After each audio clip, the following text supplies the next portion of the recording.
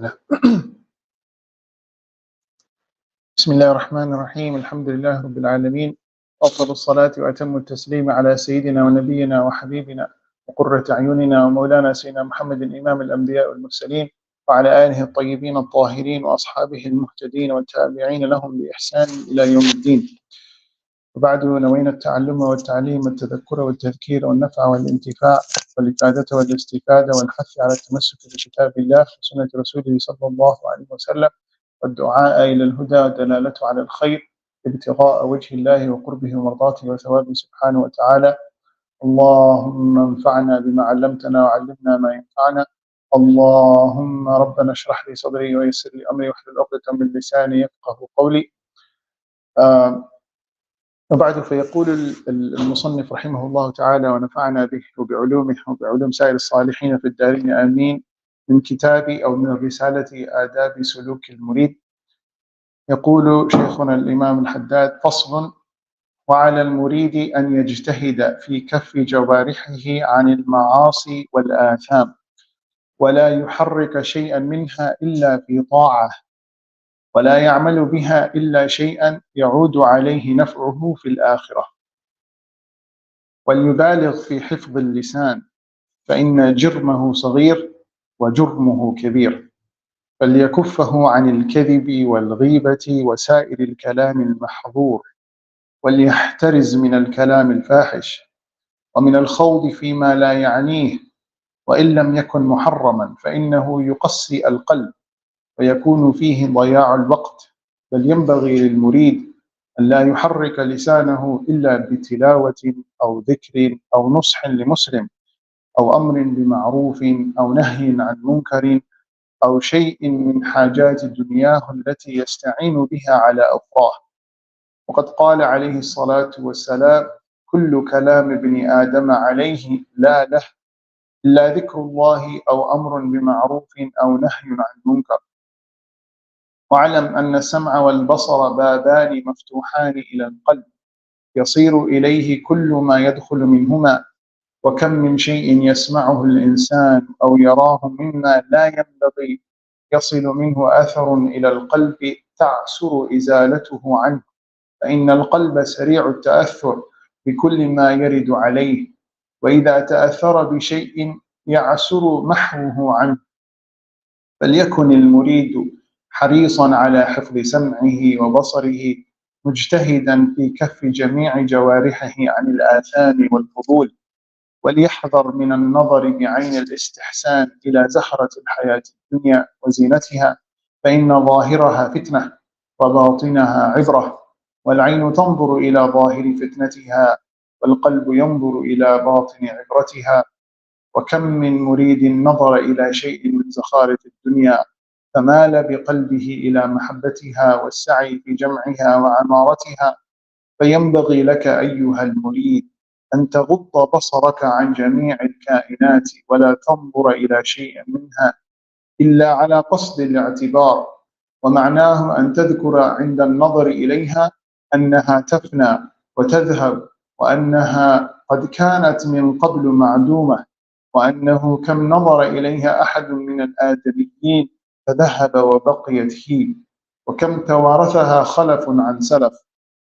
وإذا نظرت إلى الموجودات فانظر إليها نظر المستدل بها على كمال قدرة موجدها وبارئها سبحانه، فإن جميع الموجودات تنادي بلسان حالها نداء يسمعه أهل القلوب المنورة الناظرون بنور الله، أن لا إله إلا الله العزيز الحكيم.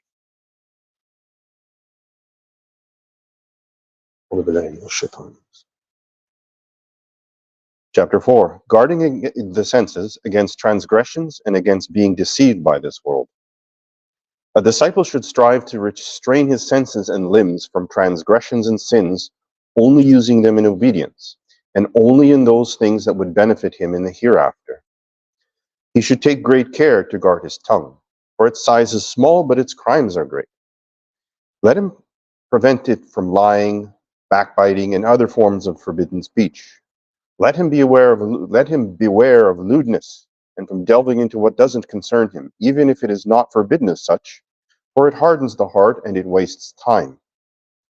A disciple should only move his tongue in reciting the Quran, the remembrance of God, giving advice to a Muslim, enjoining good and forbidding evil, and also for such worldly things that relate to the hereafter. The Prophet ﷺ said, "The speech of the son of Adam will be counted against him, not for him, except for enjoining good, forbidding evil, and remembering God." Know that hearing and eyesight are two open doors through which anything that enters reaches the heart. How many things does a man hear or see which he should not have, which once they enter and affect the heart prove difficult to remove? For the heart is rapidly affected by all that enters it, and the effect is difficult to erase. Therefore, let the disciple be careful to protect his hearing and his sight, and strive to restrain all his senses and limbs from sins and from the superfluous. Let him beware of looking with approval at the beauties and attractions of this world, for its outward is deception and its inward a lesson in wisdom. The eye regards its outward enticements, but the heart sees the lesson hidden within. How many a disciple looked at some of the beauties of this world, and his heart leaned toward them, admired them, and became inclined to amass and fructify. So lower your gaze, disciple, and look at creation only with the intention of seeing the lesson within it. This means that you should remember, as you look at it, that it will wither away and return to where it came from, which is from non-existence.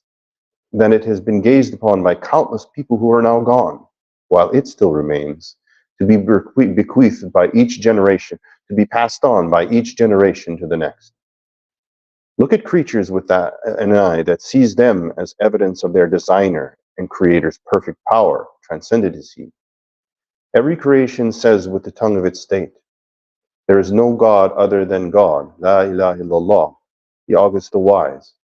This is what the people of enlightened hearts, who perceive by the light of God, can hear. لا إله إلا الله العزيز الحكيم. لا إله إلا الله العزيز الحكيم. لا إله إلا الله العزيز الحكيم. قال صلى الله عليه وسلم: أفضل ما قلت أنا والنبيون من قبلي لا إله إلا الله. The best thing I've said, me and the prophets before me, he said, La ilaha illallah, that there is no God but Allah. And he was preaching for 13 years. 13 years just telling the people just to say La ilaha illallah, La ilaha illallah. And this was the what Sayyidina Adam came with, right? And this was what the Prophet ﷺ. So all the prophets from the beginning of time, ila akhir al-anbiya, or the seal of them all, sallallahu alaihi wasallam, they all came with La ilaha illallah. What does that tell you? That tells you that the aqidah, right, that we have is the same aqidah that was the beginning of time, right? The aqidah that we have right now is the same aqidah that Sayyidina Nuh preached, same aqidah Sayyidina Adam preached, same aqidah Sayyidina Hud, salawatullahi wa salamu alayhim ajma'in, right? And it is the beginning of faith, and it is the end of faith. La ilaha illallah, right? When a child grows, the first thing you teach the child is aqidah, right? The first thing you teach the child is iman. It used to be so. This science I was mentioning earlier, that in the time of the Prophet ﷺ, it was called ilm al-iman, right? The science of la ilaha illallah, right? The whole deen, by the way, the whole Islamic sciences, right? The whole tradition can be explained in 5 minutes, right? It all comes to hadith Jibreel. Hadith Jibreel is called al-Sunnah, right? Just like the Fatiha is called it's called al-Quran. The Hadith Jibreel is a famous hadith. It's called Hadith Jibreel because Sayyidina Jibreel came to the Prophet ﷺ to seek knowledge. And he came, and there's many, subhanAllah, shurrah, hadith, commentaries that explain this hadith, teach you how the adab of a talib ilm, like, the manners of a seeker and a student of knowledge should have, the way Sayyidina Jibreel acted with the Prophet ﷺ just teaches you a lot. But anyhow, he came to the Prophet ﷺ and he asked him, tell me about Islam, and the Prophet explained the 5 pillars of Islam, and that is where the ahkam al-sharia come from, the Islamic law, yani al-fiqh, right?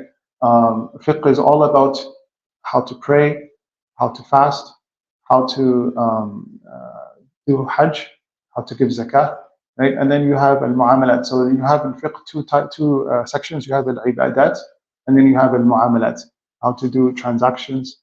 All that comes under al-Islam, the umbrella of Islam. Now you have iman, which is also fardu ayn, right? Fardu ayn, it means that it is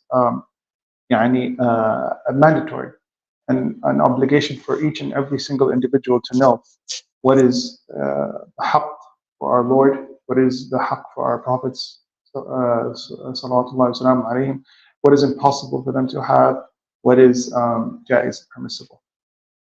So it comes under the umbrella of al-iman, where the Prophet ﷺ said, al-iman is an tu'mina billahi wa malaikatihi wa kutubihi wa rusulihi wa bil yawm al-akhir wa bil qada'i khayrihi wa sharrihi min Allah subhanahu wa ta'ala. And then this science we are studying now, tazkiyah and salah ahwal al-qulub, right? It comes under the third thing the Prophet ﷺ explained, which was al-ihsan, right? Purification. What is perfection? He said, أن تعبد الله كأنك تراه فإن لم تكن تراه فإنه يراك, is to worship Allah subhanahu wa ta'ala as if you see him. And if you don't see him, then know well that he sees you, right? Know well that he sees you. So when you have that sense of consciousness that Allah is watching me right now, right? How if you were to worship, if you were to for instance pray, right, and your teacher or your parent or your someone you respect is watching you, and if we pray it's our last prayer.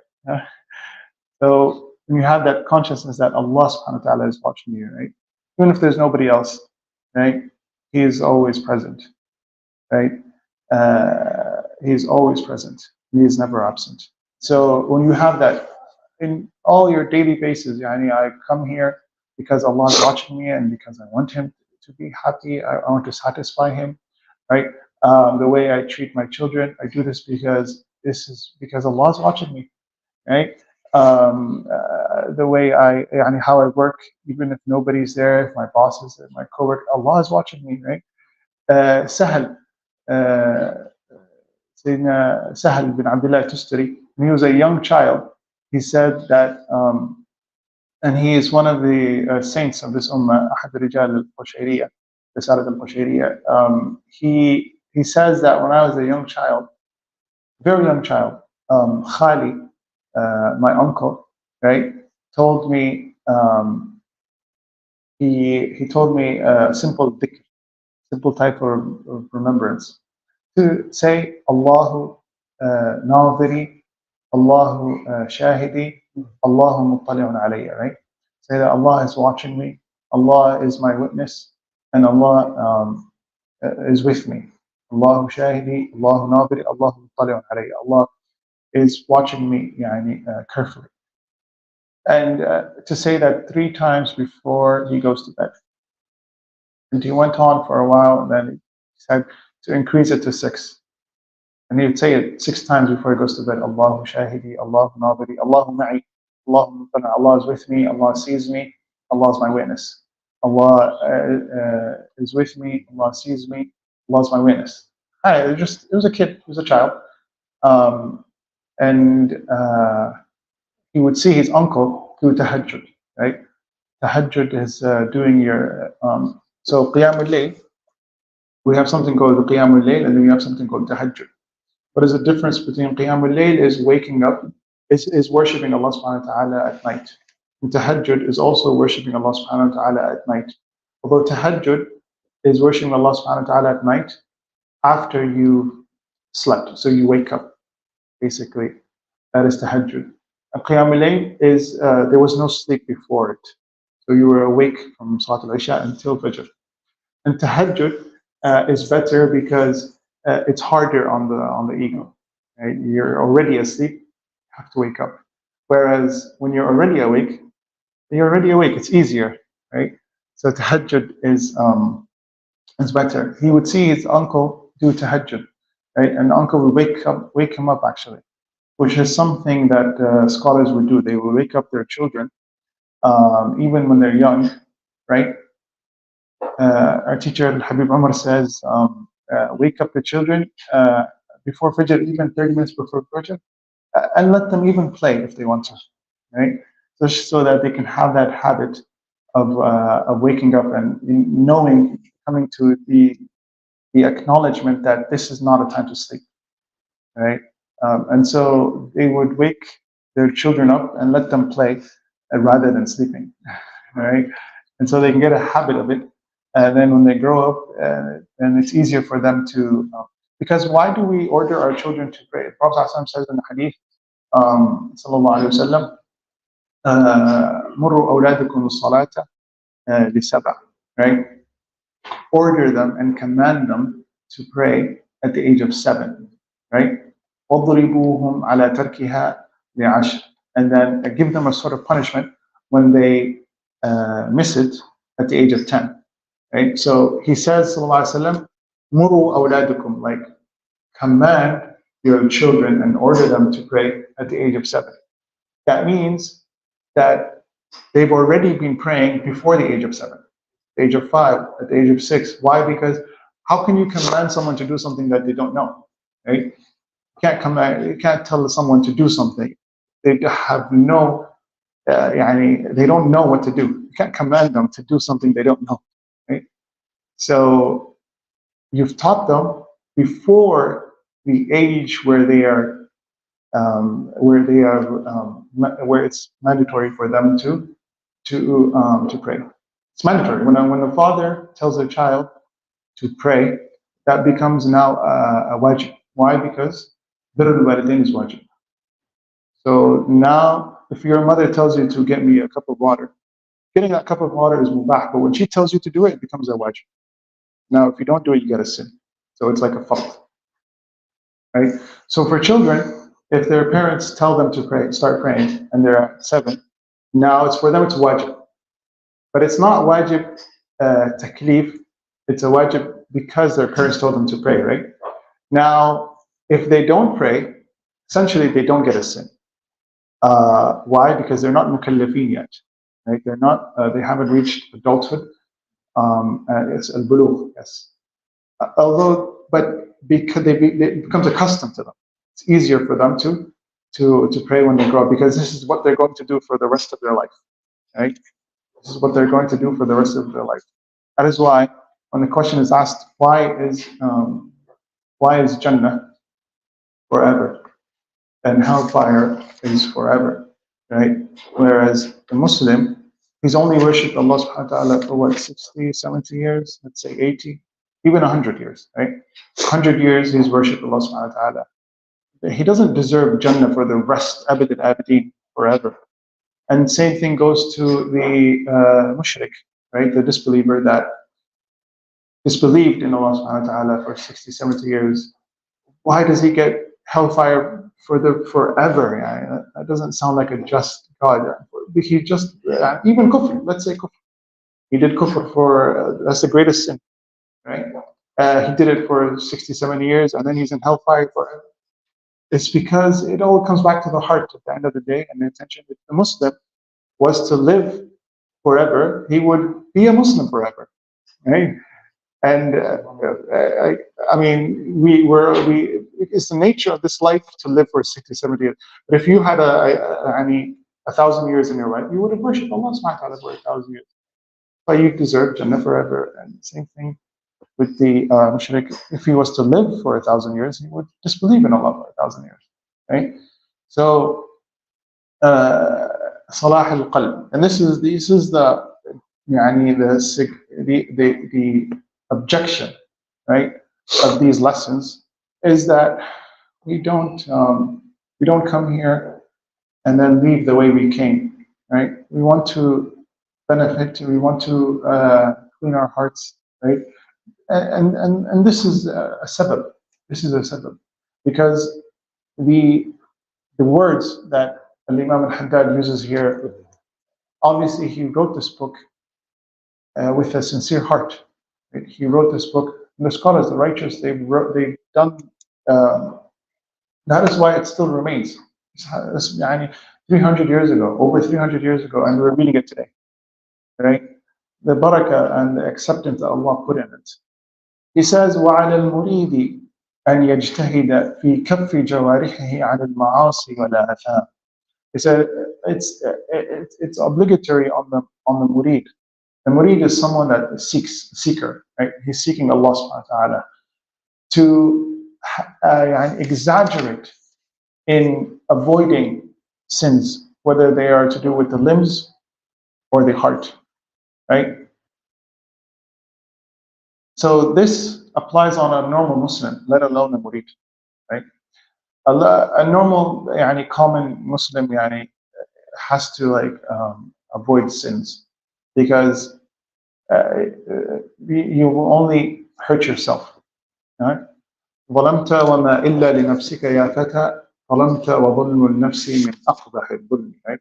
When you, Allah subhanahu wa ta'ala says, إن الله لا يظلم الناس شيئا ولكن الناس أنفسهم يظلمون. When you sin, when the whole creation sins, right? The hadith, the Prophet says that Allah subhanahu wa ta'ala says, the hadith al-Qudsi, لو أن أولكم وآخركم وإنسكم وجنكم كانوا على أفجر قلب رجل واحد منكم ما نقص ذلك من ملكي شيء. Right? If all of you had hearts of the greatest devil, Iblis, right?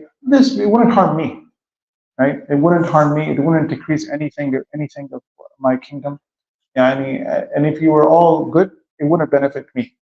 Allah subhanahu wa ta'ala says, it hurts us, and the amal al-salihat al-ta'at benefit us. That's why we should, in fact, leave it and avoid it. I think he says in the chapters previous to this, more than avoiding poison, right? When you drink poison, nobody with a sane, sound mind would drink poison, right? You stay away from it. You avoid it, right? You avoid sin more than you would avoid drinking poison, because poison's worst it could do is either harm your body or cause you death. But this one, it affects the heart, and if you die with a clean heart, you haven't lost anything, right? Because we believe in the hereafter, we believe in the akhirah, right? This is not the end. Whereas if you've lost your heart, you've lost everything, and you've lost it, because what benefits you at the end of the day is what? Coming into Allah subhanahu wa ta'ala with a clean heart. إِلَّا مَنْ أَتَى اللَّهَ بِقَلْبٍ سَلِيمٍ, with a sound, sane heart. He says, وَلَا يُحَرِّكَ شَيْئًا مِنْهَا إِلَّا فِي طَاعَةٍ. Right? Don't move your limbs, right, and accept accept it that it has to do with obedience, with ta'ah. Right? So don't use your limbs in a way that will affect, in a way that you weren't supposed to use them, right? So don't walk to haram, don't steal, basically, don't look at what you're not supposed to, because all your limbs are from Allah subhanahu wa ta'ala. He gave it to you, and then you're using it to something that He so contradictory, it's so shameful.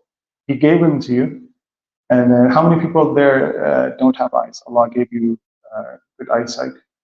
How many people are deaf? Allah subhanahu wa ta'ala gave you ears. He gave you ears to hear. How many people are handicapped? He gave you the blessing of movement, right? How many people don't have arms? It gave you arms. You could do what you wish to do. So don't do it with things that will upset Him, يغضبه, right? And that will harm you. Like I said, it doesn't harm Him subhanahu wa ta'ala, right? وَلَا يُحَرِّكَ شَيْئًا مِنْهَا إِلَّا فِي طَاعَةٍ. Because Allah subhanahu wa ta'ala gave you a will, right? He gave you a will, and it's limited, but He gave you a choice, and He gave you an aql. But He also gave you irada, right? And He gave you a qudra, meaning you want, because Allah subhanahu wa ta'ala gave you that one thing, that ni'mah. Ni'mat al-irada. You're not an object. You are a human being that has a will, right? That can use it to what Allah subhanahu wa ta'ala wants. I put Allah first before your selfish desires. Because we believe Ahlul Sunnah wal Jama'ah that we have a will. There are other tawa'if that are Jahaniya, Qadariyya. They believe that we have no will. It's all from Allah subhanahu wa ta'ala. So yes, that is Aqidah class. And then we have others that you think we have all the will. So they're a type of group that say that we have no will, that we're forced to do what we're doing. We have no choice, ikhtiyar. And then there are others that two extremes that say that no, there's no, it's only just us. I do it because I will. It's not that Allah wills, it's that I will. Right? And then one of them came to Sayyidina Ali bin Abi Talib, and he said, it's not that Allah wills, it's I want to. I will, if I will, I do it. Right? I want to raise my hand, and that's why I raise it. And he said, okay, perfect, raise your other hand. Right? And then he raised his other hand. He said, can you want to raise your leg? And he said, yes, raise it. And then he said, okay, raise the other one. He couldn't raise both legs, obviously. But, so we have a will, but it's because Allah subhanahu wa ta'ala gave us that will. Though we're limited, right? But that limitation you have, use it in the way that will give you success in the akhirah. You see, he says right here, وَلَا يَعْمَلُ بِهَا إِلَّا شَيْئًا يَعُودُ عَلَيْهِ نَفْعُهُ فِي الْآخِرَةِ. Don't use any of your limbs except for something that will benefit you in the hereafter. نفعه يعني this ها ضمير يعود على الإنسان على المريد. لا ينفع الله لا ينتفع الله بشيء. Right? But then he emphasizes on one specific limb. He says اللسان, right? وَلْيُبَالِغْ, right? And exaggerate in protecting, right, the tongue, اللسان. Why? فإن جرمه صغير وجرمه كبير. It's the same word, but the tashkil is different. Jirm in Arabic means size, and jurm means like the weight to it, like the end result of what it does, the crime it does. Jurm is big, is huge. The size of it is small. It's just a piece of flesh, but the crimes that this piece of flesh does are magnificent, right? And Sayyidina Mu'adh bin Jabal was أحد كبار الصحابة, one of the great Sahaba, one of the giants. He, in fact, he's the one that brought him and Sayyidina Ali bin Talib and Sayyidina Musa al-Ash'ari were the ones that brought Islam to Yemen. Right? Yeah, Sayyidina Mu'adh bin Jabal. They are the ones that brought Islam to, and even today, Yemen, they celebrate the day first day that Islam came to and reached Yemen. And they still celebrate it until this day. It was Sayyidina Mu'adh bin Jabal came. Prophet sent him and sent Sayyidina Ali bin Abi Talib. Sent his cousin Sayyidina Ali bin Abi Talib, and he sent Mu'adh bin Jabal to Yemen. And they both went, and he said, Sallallahu Alaihi Wasallam, go with ease and glad tidings. Bashiru wa la tunaffiru. Give people glad tidings and don't be people that are just warning people constantly. Jahannam, no, hellfire. Right? So they went and they accepted the Risala Samawiyya, Risala Muhammadiyya. They accepted the message of Islam now. So Yemen became Muslims. And it was silm. They didn't become Muslims with the sword. And they still have a masjid today in Taiz. It's called the Masjid Sayyidina Mu'adh bin Jabal. And Sayyidina Ali bin Abi Talib also has a masjid in Sana'a. Right, so they both went to the north part of Yemen. And then you had other Sahaba that went to the south part of Yemen. In fact, you have Badriyin, Sahaba that attended Badr, the Battle of Badr, now in south part of Yemen, and specifically in the city Tarim, in the graveyard of Zambal. You have there's a specific area in the graveyard of Zambal where the Sahaba are buried there, and they're not just any normal ordinary Sahaba, they're Sahaba that attended the Battle of Badr. Okay, and those were obviously even the other Sahaba, the other companions, they knew their rank. Right? If a Badri came, they would stand up for him because they're. And even Sayyidina Jibreel came down to the Prophet ﷺ and he said, "What do you think of the Badr?" And he said, "Khairuna." And the Prophet, and Sayyidina Jibreel also said, also with us in the angels realm, the angels that attended Badr are not just normal angels. They are. The other angels know their rank as well, significance. So so Yemen is a Mubarak land, is a blessed land. And Sham as well. The Prophet ﷺ said, "Allahumma barik lana fi Yemenina wa fi Shamina." Right? So Sham is composed of Syria, Palestine, Jordan, and Lebanon. Right? And it's called Sham because it's like on the left side of the Kaaba. And Yemen is called Yemen because it's on the right side of the Kaaba. Right? So Yamin and Shimal, right? And so so two places are Mubarak, two places are blessed. Sham was always known for its significance and its the blessings of that land was always known, right? Since ancient times. البيت المقدس الله يرفع البلاء والوباء عنهم والشدة ويرحم موتاهم ويعجل الفرج لهم إن شاء الله وينصرهم على أعدائهم. So it was known always. It was known. Many prophets were sent there. Many prophets. Many prophets and many awliya, many saints, many salihin, righteous. Mubarak. Allah subhanahu wa ta'ala says, Barakna hawlah. Right? We blessed not just Bayt al-Maqdis, but its surroundings. Right? The whole surrounding is blessed. Right?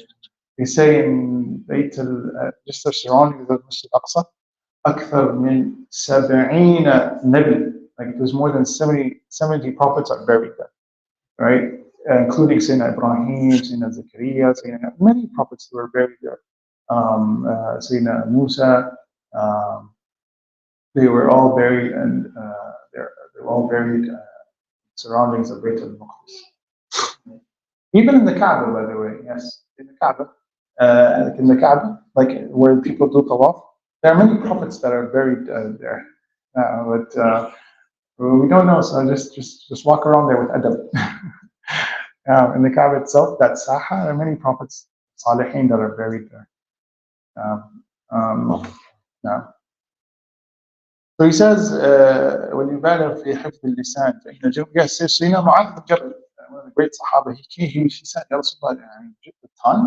Seriously? He underestimated it. And he said, فَكِلَتْكَ أُمُّكَ يَا مُعَاذ. Like, are you, it's a way of the Arabs, they use that phrase, right? Are you crazy? Are you okay? Are you mad? وهل يكب الناس على وجوههم أو على مناخرهم يوم القيامة إلا حصائد ألسنتهم? You think the only reason that people go and end up in hellfire, the majority of them, it's because of the results of their tongues. Okay? The majority of them. Like if you were to say 100%, 80% of the people in hellfire are because of the results of their tongue. Because the Prophet says majority of them. Right? So so it's dangerous. It's dangerous. Sayyidina Abu Bakr, and he's Sayyidina Abu Bakr. Say اتفاق أهل السنة والجماعة. Right? The people of Ahl Sunnah wal Jama'ah, they have all agreed that the best person, right, after, in this ummah obviously, after the Prophet ﷺ is Sayyidina Abu Bakr Siddiq. The best person, is the most sacred person after the Prophet ﷺ, is Sayyidina Abu Bakr Siddiq, right? So prophecy is sealed. There are no prophets after the Prophet ﷺ. But you still have the rank of a Siddiqiyya al-Kubra. You can become a saint. You can't ever become a prophet. But you can become, you can reach a spiritual state. The highest spiritual state you can reach is as-siddiqiyah, rutbat as-siddiqiyah, is that rank of that maqam, right? That state of reaching a spiritual state of, it's called as-siddiq. He was called as-siddiq because he believed in the Prophet ﷺ, right? In that famous story of Isra al-Mi'raj. But that is the highest a saint can go, can reach, right? You can't reach a darajat nubuwwah, but you can. Many people have claimed to be a prophet, right? I currently reside sometimes in Vaughan. We have a whole masjid there, right? People that Ahmadiyya, right? I'm not, right? Yeah. So they believe in a prophet after the Prophet ﷺ named Ahmad, right? And then many, they're not the first. Many people in this. In fact, in the time of Ma'mun, أحد الدولة أحد أمراء سلاطين الدولة الأموية, he, in his time, many people claimed that they were prophet. Even in the time of the Prophet ﷺ, people claimed that they were prophet. Right? You have Sajjah, that lady, Musaylimat al-Kadhdhab, right? In the time after the Prophet ﷺ, people still claim that they were prophets, right? And in his time, even recently, I heard there was a female, right, from Indonesia, that claimed that she was a prophet.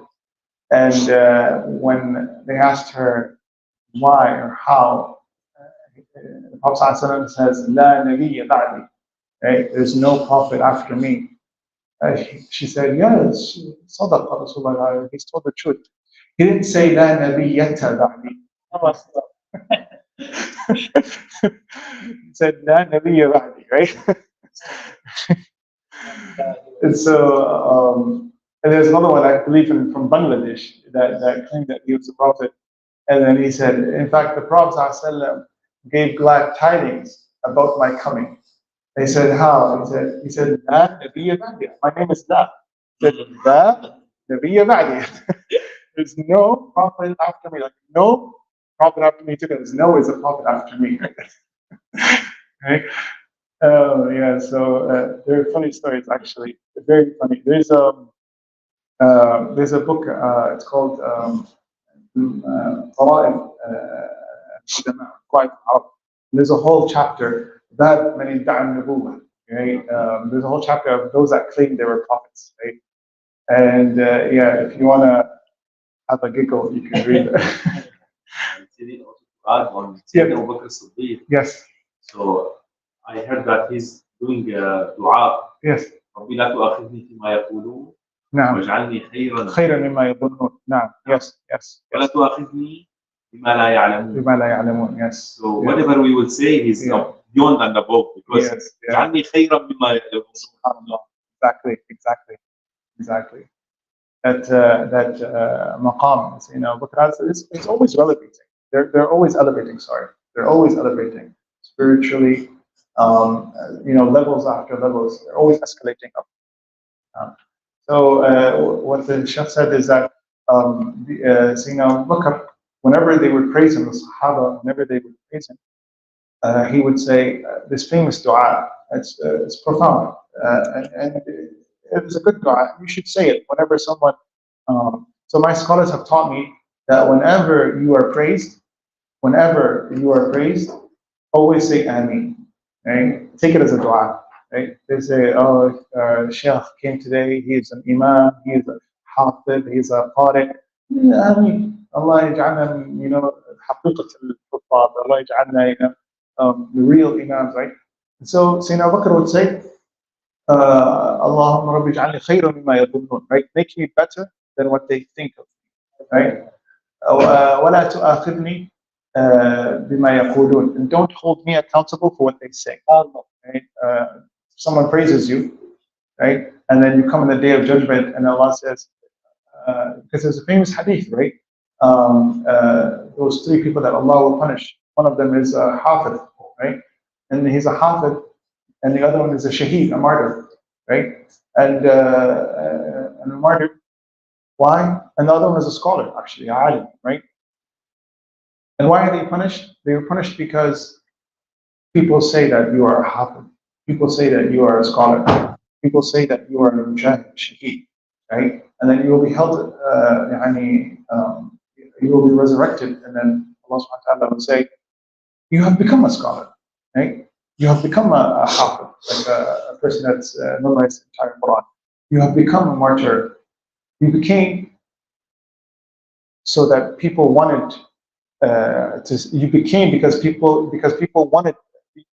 Yeah, you wanted to. You became because you wanted to, and people have said that you are, and you are, and so this is your reward. Why? Because there was no sincerity in it, right? And they wanted that rank, right? They went in the battlefield and they did became a shaheed, so that people would say, oh, Fulan is a shaheed, Fulan is a martyr. He became a scholar so that people would say, oh, Fulan is, he's looking for a title. So it became a hafiz just so that people would say that, oh, he's a hafiz, right? And so Sayyidina Abu Bakr, he says that don't hold me accountable for what they're saying.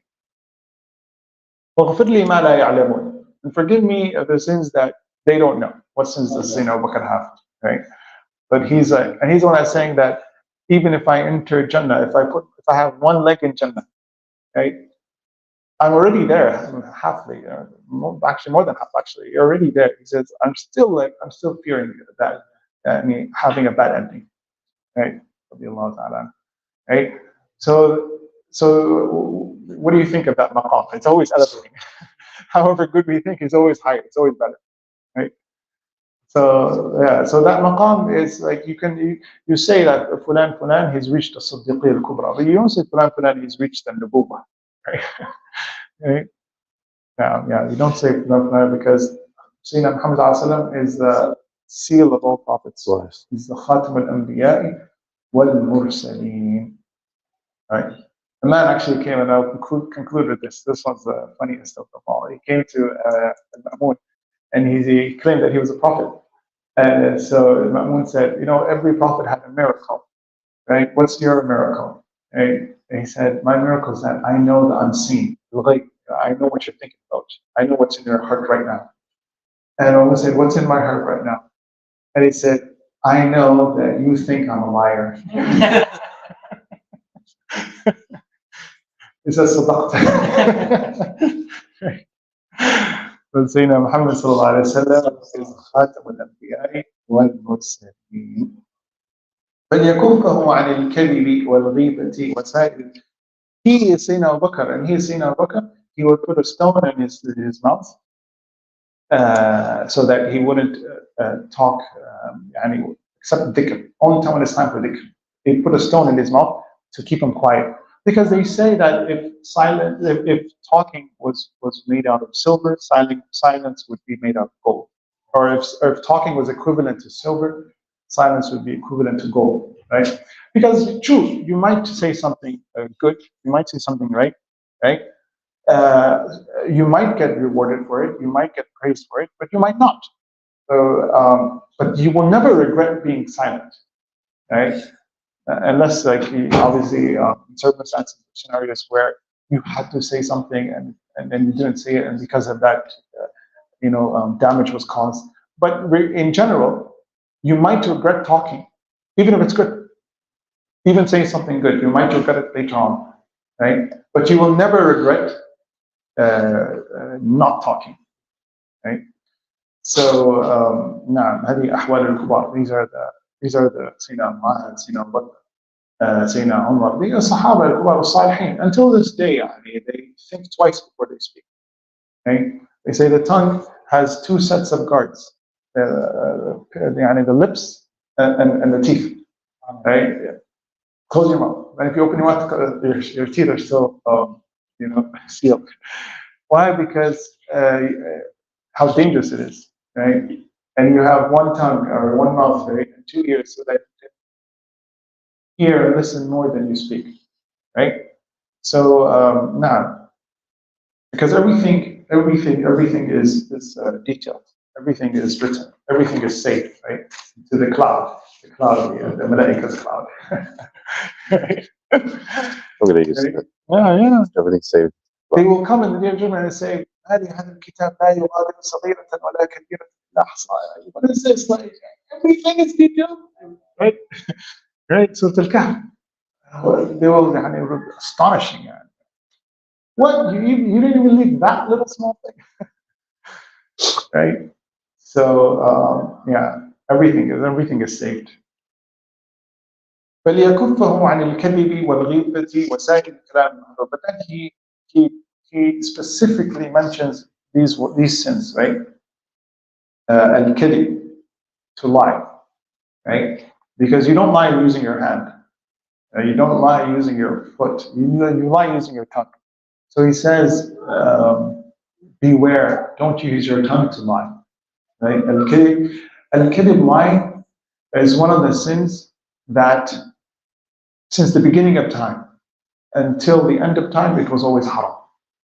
In the time of Sayyidina Adam, right, and his two children, Qabil and Habil, until the end, there are some rulings, right, where it's like there are different opinions and different furu'a. We differentiate in the branches. Lying is one of the sins that was always haram. It was always haram. There's not a sharia, there's not a millah, there's not a prophet or a time where lying was halal, right? And so, in fact, it's one of the greatest sins. The Prophet ﷺ asked, can a believer like commit, adultery? Can a believer steal? Can a believer be a coward? Yes, but he can repent. Can a believer lie? No, because the moment you lie, you're not a believer, right? It contradicts the faith itself, right? إنما يفتر الكذب الذين لا يؤمنون. Allah subhanahu wa ta'ala says, those that lie are those that don't believe. And so the moment you lie, that faith is taken away. You're no more considered a believer, right? And then if you do tawbah, you do tawbah. Prophet ﷺ, whenever a person would lie, he would not treat him the same way he treated him ever, until he knew certain that that person repented and did a tawbah, right? So until the Prophet certainly knew that that person repented and did a tawbah, then he would treat him the way he would treat. And the Prophet would treat everybody with the best of manners and character. The most, everyone, right? And there's one Sahabi, Sayyidina Amr ibn al-As, thought that because the Prophet were treating him so nice, that he was the most favorite Sahabi to the Prophet, right? And he said, Ya Rasulullah, he wanted to just make sure, just add the cherry on top one time. And he said, Ya Rasulullah, who do you love the most? He knew, and he thought for a fact it was me. And then Rasulullah said, Aisha. He said, no, Ya Rasulullah, I'm asking about the men. Right? And he said, her father. He said, okay, some of the men, right? And he said, Umar. He said, okay, then who? So after that, he said, I became quiet, so I don't hear any names before my. Khalas, let me just believe that I'm the most beloved. I don't need to. Right? But it shows you how the Prophet treated him.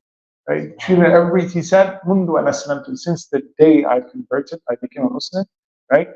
ما رآني رسول الله صلى الله عليه وسلم إلا تبسم في وجهه.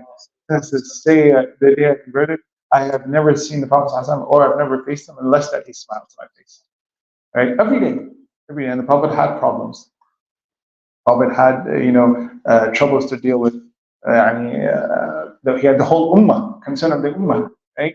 But it wouldn't stop him from smiling to a fellow companion, a Sahabi. It wouldn't stop him from smiling to his Sahabi, to his companion.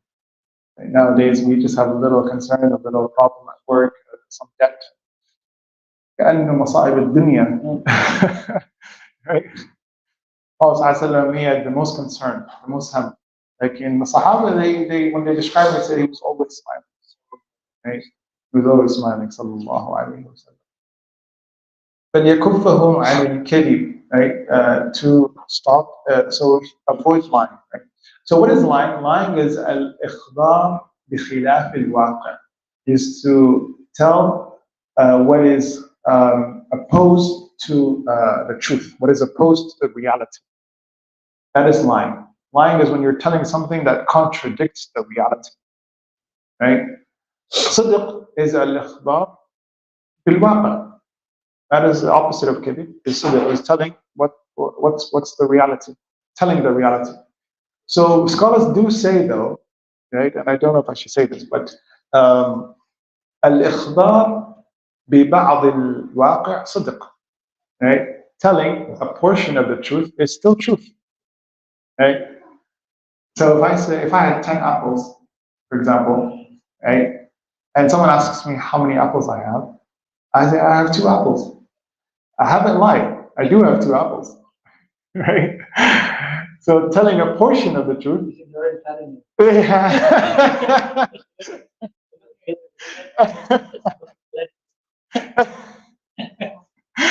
No, hence why I said I don't know if I should. But if someone asks me how many apples I have, and I say I have 11 apples, now I'm fine, because now I contradicted the reality, right? Right. But what is lying? Lying is telling the opposite of the truth. Is telling something that doesn't align with the reality. Right. Al-ikhbar bi khilaf al-waqi' is ikhbar, information that is khilaf the reality. Right. That is what kadhib is, and it is haram, except in 3 scenarios, 3 3 situations where scholars are mentioning, Imam Nawawi mentions in the Al-Sahih, is hadith al-rajuli li hadith al-zawjati li zawjiha, right? When the talk, the dialogue that the husband has with his wife, you are the most beautiful woman in the world, right? And she could probably be a 5. Right?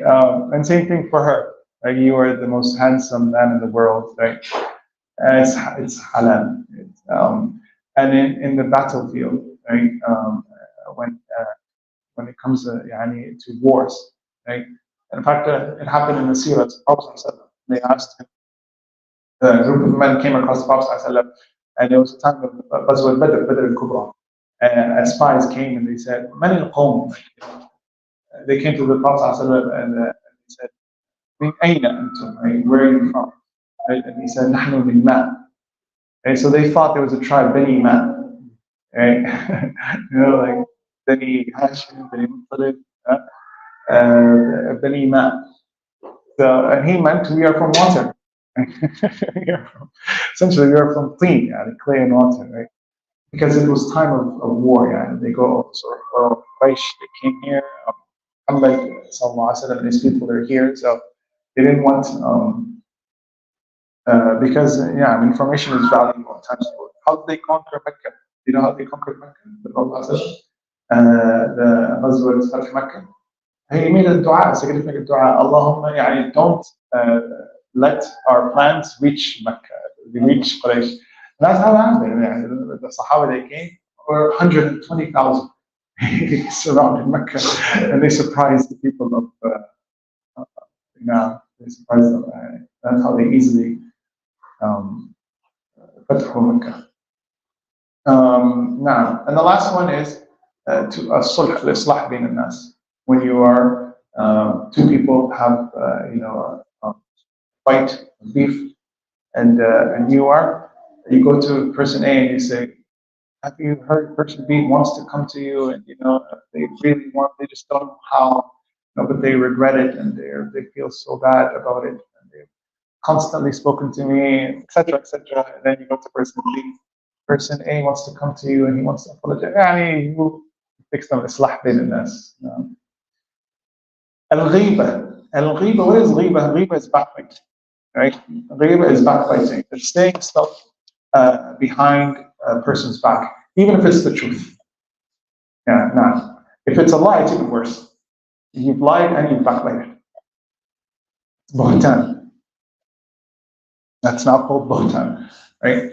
But the truth, saying something that you know in front of his face, or in front of him, or in his presence, this would make him upset. This would make him feel bad, right? You don't say it behind their back. If you don't have the courage to say it in front of their face. Don't say it behind their back, right? It's a great sin.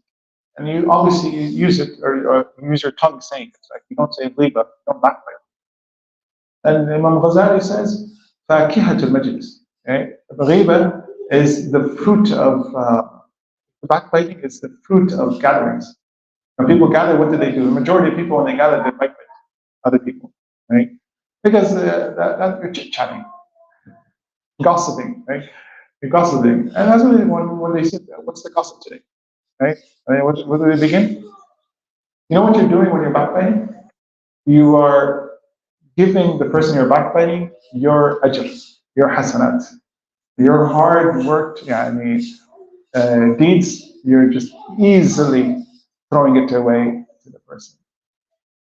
That's why Sayyidina Hassan al-Basri says, لو اغتبت أحدا لاغتبت أمي. If I was to backbite anyone, I would backbite my mother, because she deserves the reward more than anyone. Now, وسائل الكلام المحظور, and all speech that is bitter or terrible, all bad, negative speech. وَلْيَحْتَرِزْ مِنَ الْكَلَامِ الْفَاحِشِ. Says it again. Like, beware of kalam that is fahish. Adab. When you speak, don't get used to speaking bad stuff. Right? Even when you can find, when you want to say something bad, use the lightest method of expressing yourself. That makes sense. This was the guidance of the Prophet ﷺ, right? And also the guidance of the Quran of Allah subhanahu wa ta'ala, right? And this is where the attributes of the nobleman, right? Allah subhanahu wa ta'ala, he explains to us how to what the things that break our wudu, right? He says one of them is al-gha'it. Gha'it, what is gha'it? Gha'it is going downhill. So people, when they used to go to the washrooms, right, in the desert, they'd go under a hill. They would hide themselves under a hill. So then that term now became a terminology, like, for using the washroom. You say, I'm going downhill in Arabic, right? So, and that's from adab, like adab of dialogue, speech. You don't say, I'm going to use the washroom, right? Now, and the Arabs, they would say, for instance, when they want to tell someone something, مثلك لا يبخل. They say, like, they don't say أنت لا تبخل, right? They say مثلك لا يبخل, right? Like, they don't say you're not greedy. They say someone like you shouldn't be greedy, right? Out of, like, it's just like etiquette speech, right? They'll say you shouldn't be greedy. They don't say you shouldn't be greedy. Someone like you should not be greedy, right? Now, indirect, exactly, mashallah. So, is that maqribana? Okay. So, now, okay. فإنه يقصي القلب. Why? Because all of this hardens the heart. It hardens the heart. We ask Allah subhanahu wa ta'ala to give us, inshallah, sane, light hearts, inshallah, that are light, meaning they are but also light, that they are not hard, inshallah. We ask Him, inshallah, to protect us, preserve us, or our families and our parents, to shower His blessings and mercy upon those that taught us, our mashayikh, teachers, and their teachers, and our parents and their parents, all the way to the source of all this guidance. We ask Him to preserve the ummah and all those that are in desperate need, the people of Palestine, and the people of Rafah, Gaza, and the people of Sudan, Yemen, Sham, and جميع أقطار Islam. All those that are in need, we ask Allah subhanahu wa ta'ala to facilitate and give them aid and assist them in whatever they need. بإذنه سبحانه وتعالى. وصلى الله على سيدنا محمد وعلى آله وصحبه وسلم والحمد لله.